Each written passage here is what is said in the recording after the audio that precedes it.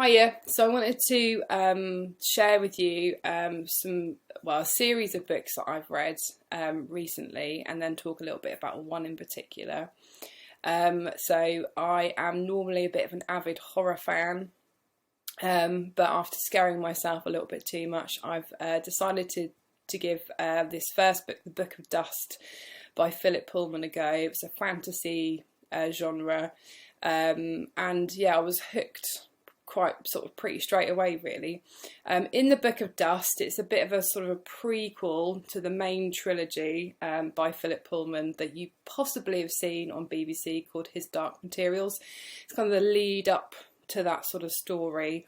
And Lyra, the main character in that trilogy, is actually only a baby in The Book of Dust, and it's sort of centred around another character who we don't sort of refer back to in the trilogy.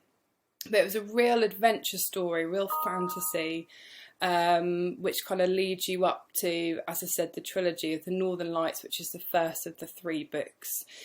So I did read the trilogy, really enjoyed the whole journey that the characters went through, all the places they went. Some of the really cool ideas is that Lyra, in Northern Lights, Lyra is 12. It's set in Oxford, but it's kind of a parallel Oxford, so everything seems sort of much more sort of old-fashioned, from a long time ago. And everybody in Lyra's world, they all have these animals. They're called like demons, but they are essentially they're sort of part of them as a person. So the children in Philip Pullman's stories, because they're children, their animals change all the time, and it's not until you get to being an adult that your animal, your soul, your spirit, it's been sort of described almost like settles into one particular animal. So it's really interesting, obviously, when Lyra goes through different things in the story, depending on how she's feeling. Sometimes her animal will change, so he'll become like a little stoat or a ferret, sometimes a cat. And if she's feeling scared or worried, sometimes her animal, called Pan, she shortens it to Pan, he changes sometimes into a little bird or a butterfly. And some of the darker, more sort of creepy, the villains, if you like, in the story, sometimes have slightly more sort of devious or slightly scary animals. There are loads of other characters in all the stories.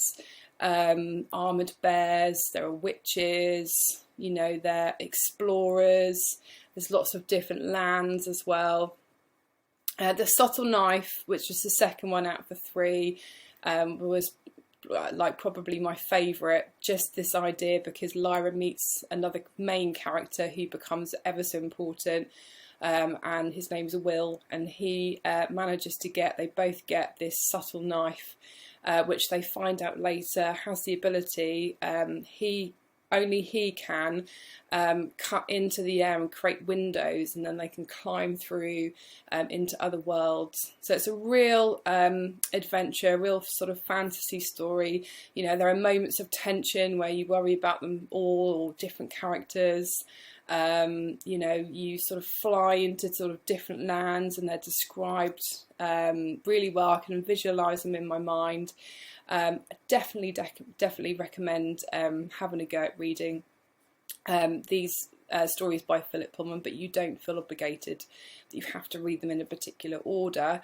I probably would read the trilogy from Northern Lights, Subtle Knife, and then The Amber Spyglass. But yeah, so this one, Subtle Knife, was absolutely my favourite out of all 4 stories that I've read so far, and I would recommend reading them.